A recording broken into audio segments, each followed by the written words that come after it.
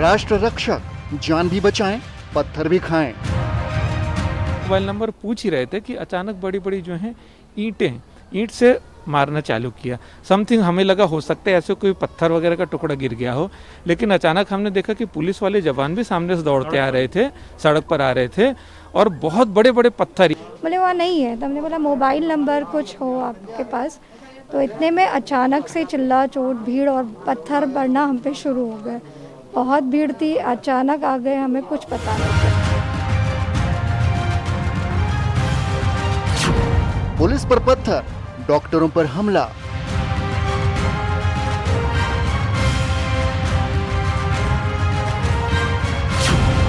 Lockdown में देवदूतों पर पत्थरबाजी। और ऐसे लोगों पर जो भी हमला करने का काम कर रहा है, असहयोग करने का काम कर रहा है, लॉकडाउन तोड़ने का काम कर रहा है, ऐसे लोगों पर बहुत गंभीरता से, कठोरता से कार्रवाई होनी चाहिए। इस तरीके से ये हमले हुए हैं, चाहे वो इंदौर का हमला हो और चाहे वो मुजफ्फरनगर का हमला हो और चाहे किसी ने हमला किया हो, ये कठोरतम शब्दों में निंदनीय है। इन सारे उपद्रवी तत्वों के खिलाफ कठोरतम कानूनी कार्रवाई होनी चाहिए, यहाँ तक कि देशद्रोह के अपराध में भी कार्रवाई हो। जो पुलिसकर्मी, स्वास्थ्य कर्मी अपना कार्य करने आ रहे हैं, उनकी बातों को ध्यान दें। उन पर हमला करना या हमला करने के लिए किसी को उकसाना यकीनन आज के समय में अपराध भी है और पाप भी है।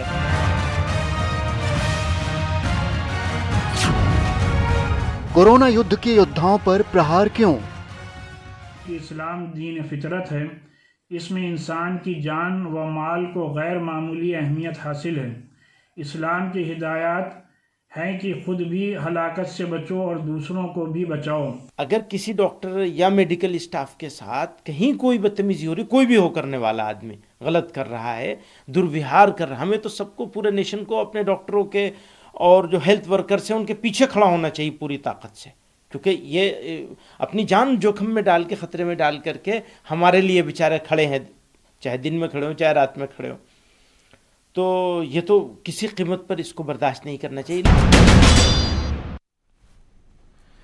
जी हाँ, तो तमाम मौलाना, तमाम लोग सारी बातें कर रहे हैं, मगर ये कौन लोग हैं? दरअसल कोरोना से इस जंग में कुछ बातें बड़ी साफ होकर सामने आई है पूरी दुनिया में और हिंदुस्तान में भी, कि कुछ लोग तो समझदार हैं, जो चीजों को समझते हैं और जो करना चाहिए जिस वक्त वो कर रहे हैं। ऐसे ज्यादातर लोग हैं देश में, इसलिए लॉकडाउन जैसी चीज सफल हो रही है। लेकिन कुछ लोग ऐसे हैं जो नहीं समझ सकते, कम पढ़े लिखे हैं और उनमें समझने की काबिलियत नहीं है, उनको समझाना पड़ रहा है तो वो समझ ले रहे हैं। लेकिन तीसरी कैटेगरी के कुछ लोग सामने आए हैं जो जानबूझकर जानवरपन के हद पर उतर रहे हैं, चाहे वो छिप जा रहे हैं बीमार होते हुए भी, चाहे जानबूझकर इस कोरोना को साजिशी बता दे रहे हैं, या फिर ऐसे लोग जो उन देवदूतों पर हमला बोल दे रहे हैं, जो उन्हें बचाने आ रहे हैं, चाहे वो डॉक्टर हो या पुलिस हो। इसलिए सवाल खड़े होते हैं कि कोरोना युद्ध के योद्धाओं पर यह प्रहार करने वाले कौन हैं? पुलिस पर कैसे पत्थरों से हमला हो रहा है? लॉकडाउन में देवदूतों पर इस तरह से पत्थरबाजी कैसे और किस तरह के ये लोग हैं? क्या राष्ट्र रक्षक जान भी बचाएं और पत्थर भी खाएं, अपनी जान गंवाएं? कोरोना युद्ध के योद्धाओं पर यह कैसा प्रहार? मेरे साथ जुड़ रहे हैं डॉक्टर मोहम्मद आलम सरहदी, मुस्लिम धर्म के जानकार, doctor Mohsin Wali, senior consultant physician, sir Gangaram hospital से मेरे साथ जुड़े हुए हैं।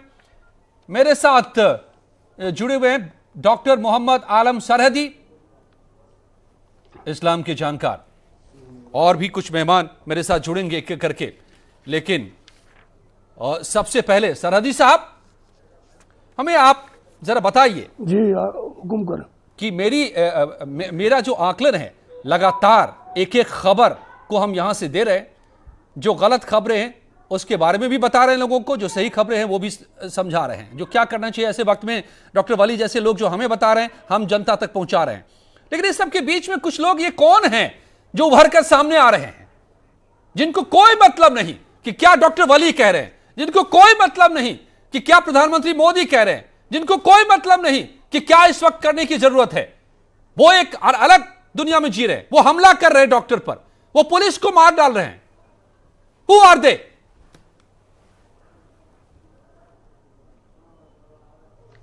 ये आपने हमसे सवाल किया, सवाल हो गया पूरा आपका जी।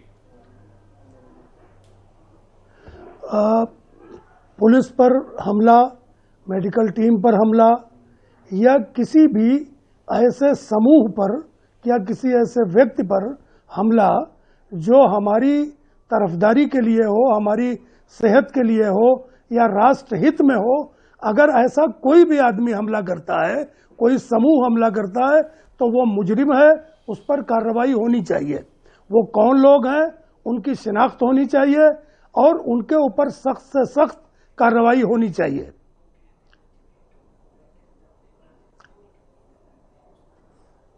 जी,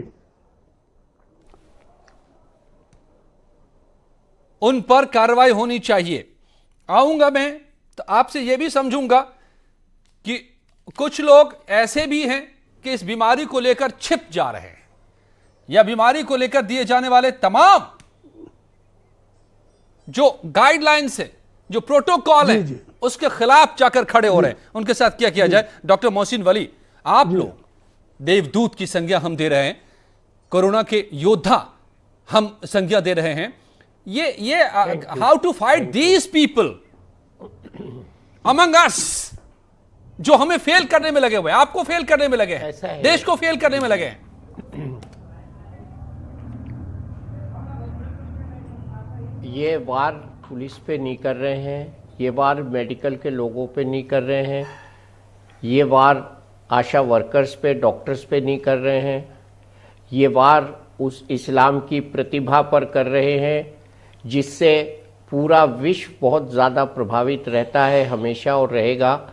ये अन इस्लामिक एक्टिविटी है, ये धर्म के खिलाफ है, ये धर्म को बदनाम कर रहे हैं, ये धर्म के दोस्त नहीं है, ये धर्म के दुश्मन हैं।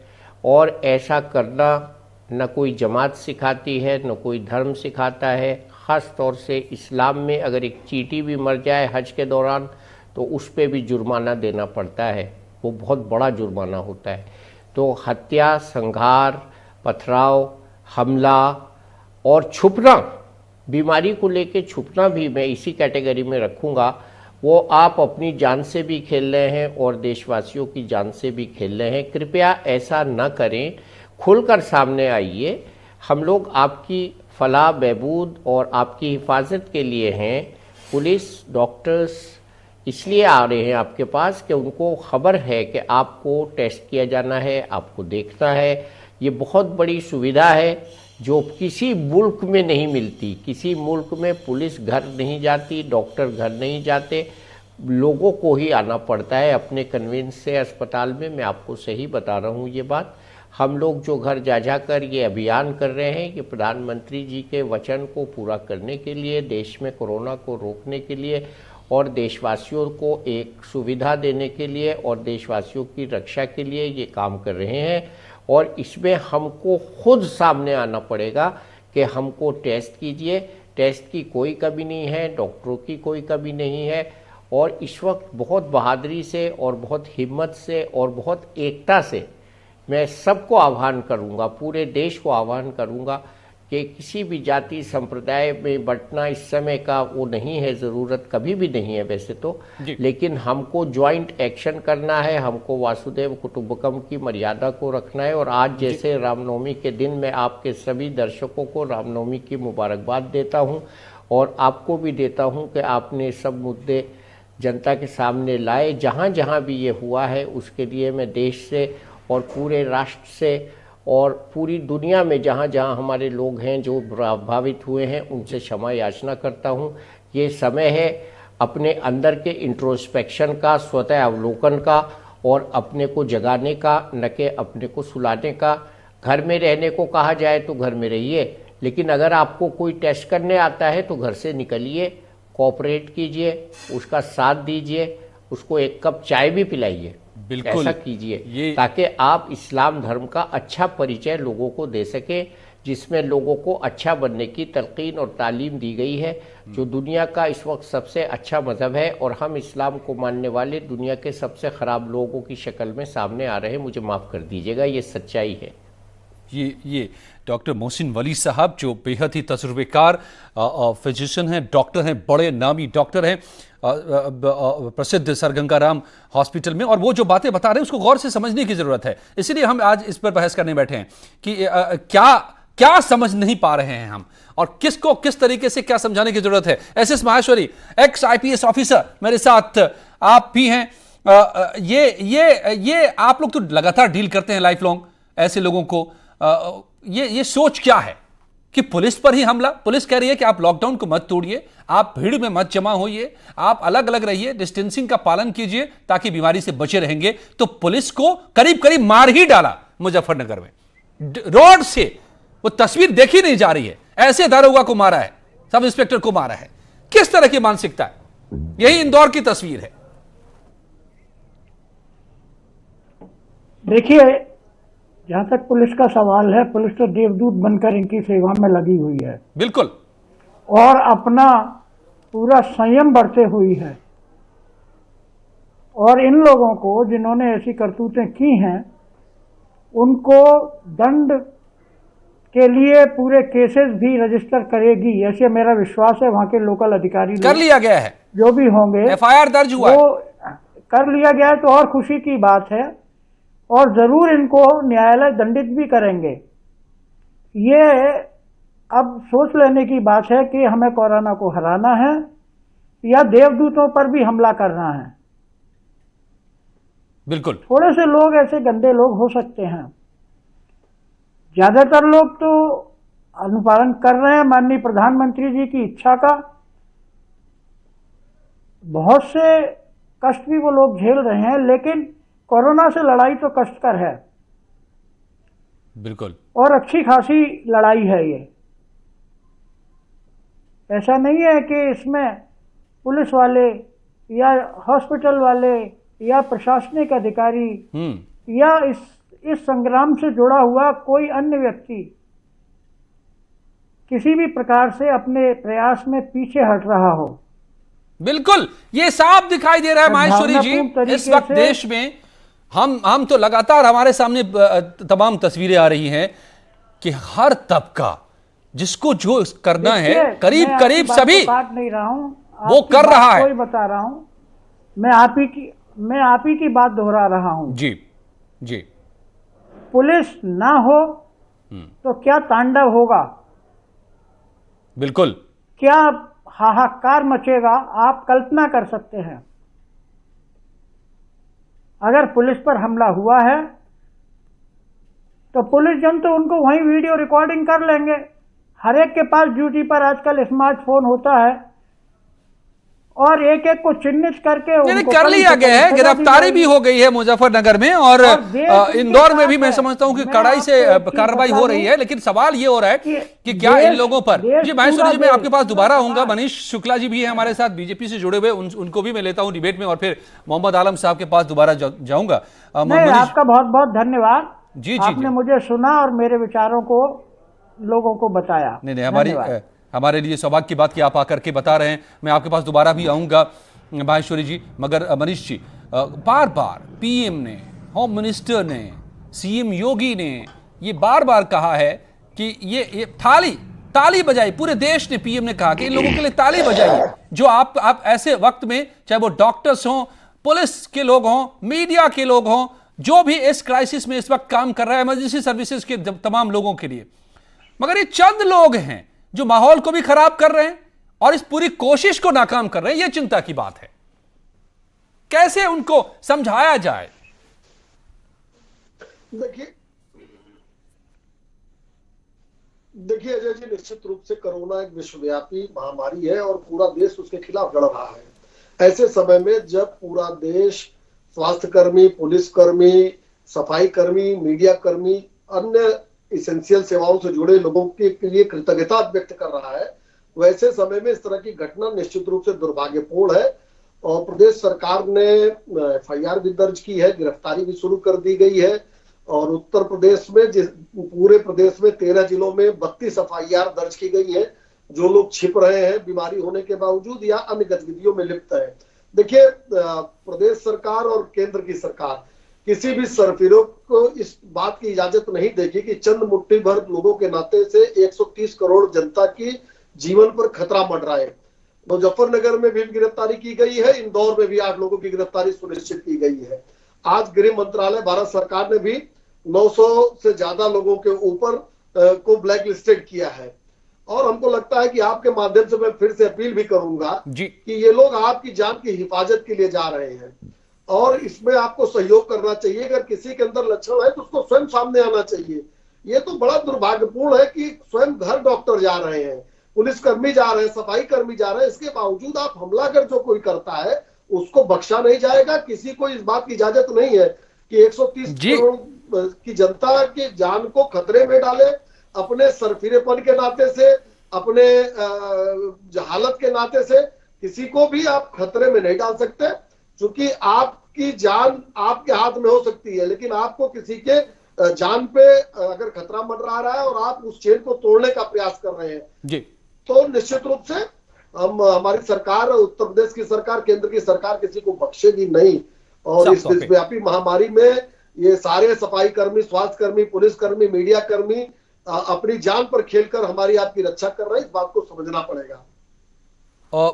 डॉक्टर मोहम्मद आलम सरहदी साहब, मैं आपके पास आता हूं इस सवाल के साथ, और मैं इतनी डीप में जा रहा हूं इस एक पॉइंट पर ताकि जो भी हमारे दर्शक, आपको बता दें कि इस प्रोग्राम को उत्तर प्रदेश में इस वक्त सबसे ज्यादा लोग देखते हैं और इस चैनल को भी लगातार नेटवर्क 18 को पूरे देश ने सबसे ज्यादा, करीब करीब आधी आबादी ने लगातार इसको देखा है। पूरे हिंदुस्तान की मैं बात कर रहा हूं, सबसे बड़ा नेटवर्क है ये, और इसलिए लोगों तक मैसेज जाए सही। इसलिए मैं आपको बताता हूं कि डॉक्टर मोहम्मद आलम सरहदी साहब, क्या फर्क है ऐसे लोग जो डॉक्टर को दौड़ाते नजर आ रहे हैं इंदौर में, पुलिस को पीटते नजर आ रहे हैं मुजफ्फरनगर में, या फिर मौलाना साहब जो कह रहे हैं कि कोरोना एक साजिश है मुसलमान को मुसलमान से दूर करने में।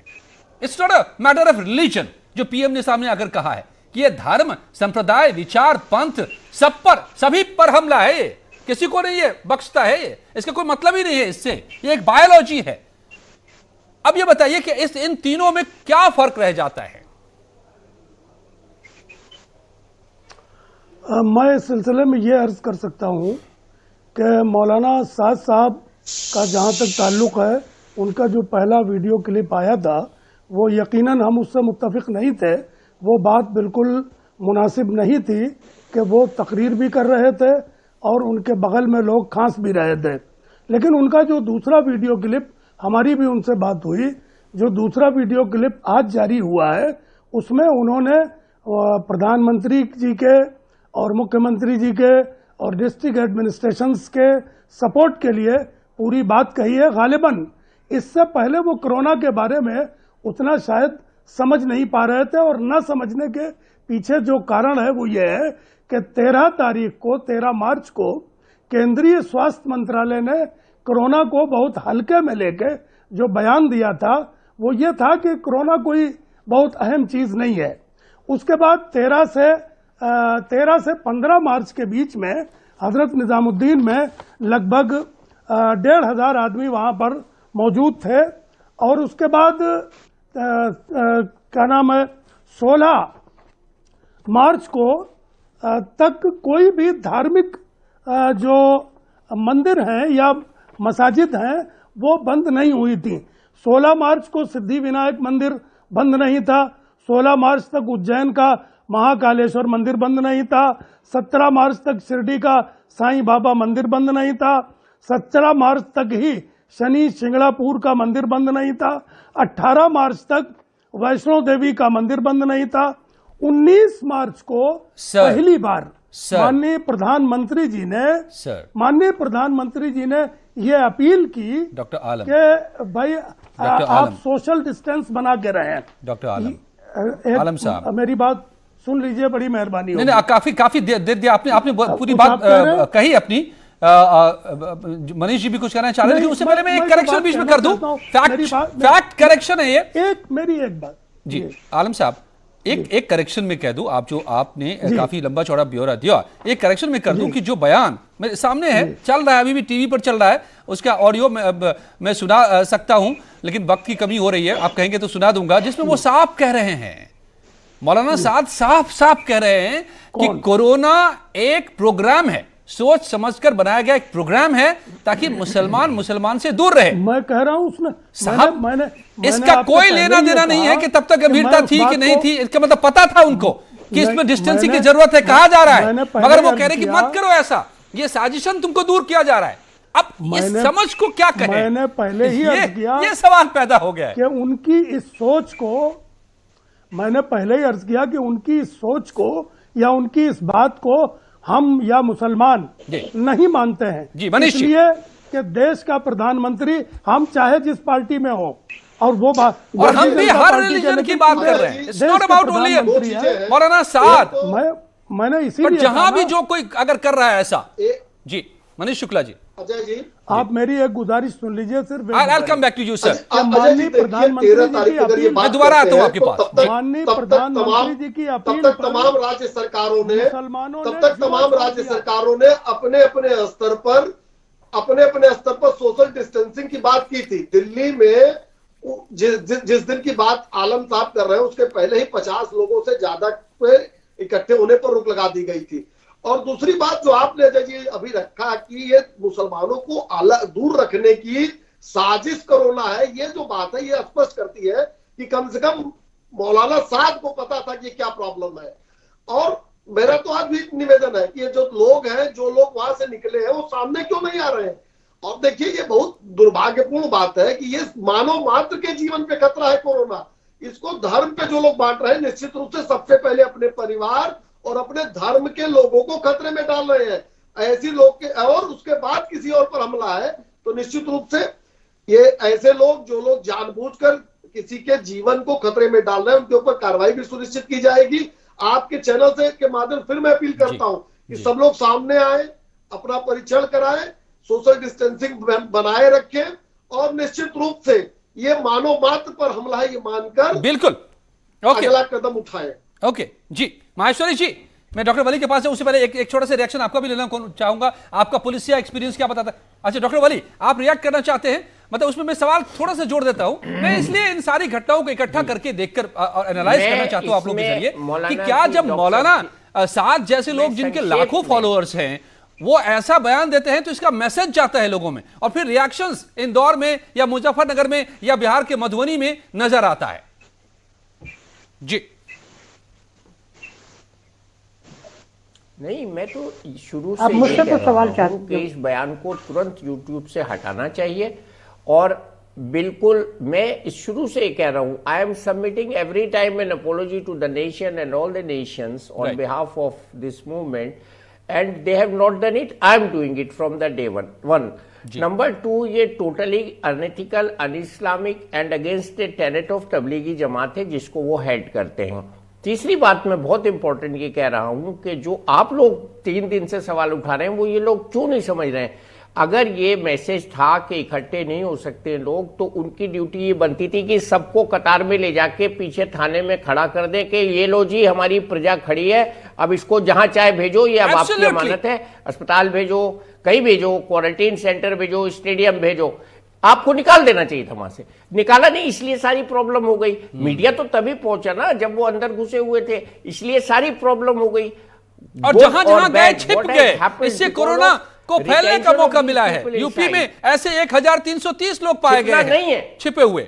छिपना बिल्कुल नहीं है जी, यही हम कह रहे हैं, अपील कर रहे बार बार न्यूज एजेंसी सामने आइए, आपकी मदद की जाएगी। ये बहुत सबकी बेइज्जती हो रही है, पूरी दुनिया में बेइज्जती हो रही है, ऐसा नहीं कीजिए, अभी भी मत कीजिए। मैं उनसे हाथ जोड़ के प्रार्थना कर रहा हूं, निकलिए और अपने को टेस्ट कराइए। कोई आपको गोली नहीं मार रहा है, कुछ मुल्कों में गोली मार दी गई है लोगों को, मैं आपसे कह सकता हूं ये बात, मेरे पास सबूत हैं। आपको कोई गोली नहीं मारेगा। आप आइए, सामने आइए और बहादुरी से इसका मुकाबला कीजिए, हुकूमत की मदद कीजिए, हम सब आपके साथ। साजिद रशीदी साहब भी जुड़ गए मेरे साथ जी, मौलाना साजिद रशीदी साहब भी जुड़े हैं। रशीदी साहब जी, देखिए मौलाना साद साहब का पैगाम पहुंच गया है बहुत जगहों पर।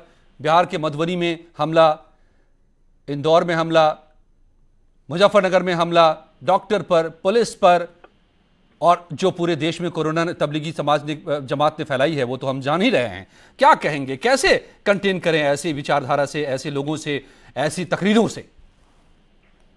नहीं, ये आप बहुत गलत शब्द बोल रहे हैं कि तबलीगी जमात से कोरोना फैला है। देश में कितने केस हैं? क्या किया है बता दें आप।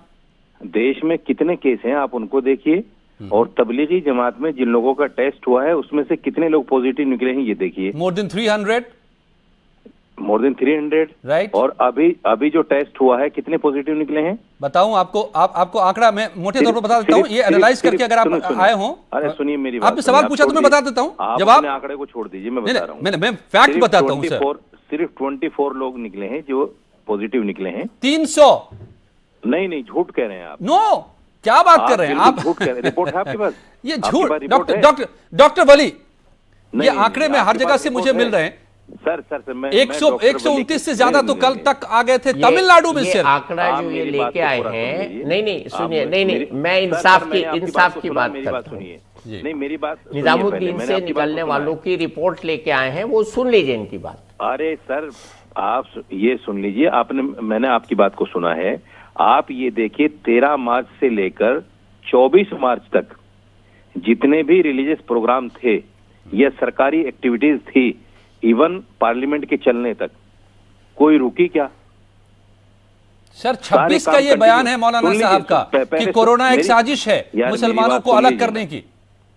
ये 26 तारीख का बयान है। आप मेरी बात सुन तो लीजिए पूरा। जब देश लॉकडाउन में था जी, बिल्कुल लॉकडाउन में था। लॉकडाउन में ही पार्लियामेंट भी चली है, लॉकडाउन में ही अयोध्या गए हैं योगी डिस्टेंसिंग का पालन करते हुए। सर आप डाइवर्ट कर रहे हैं चीजों को। अरे सर मेरी बात सुन लीजिए, जब मैं अभी भी छिपे हुए हैं जमात से लौटे लोग। रशीदी साहब आप भी गलत मैसेज नहीं दीजिए ऐसे वक्त में। सुनिए डॉक्टर वली जो कह रहे हैं हमें, ही इज अ सीनियर। को सुनना क्यों नहीं चाहते भाई आप लोग?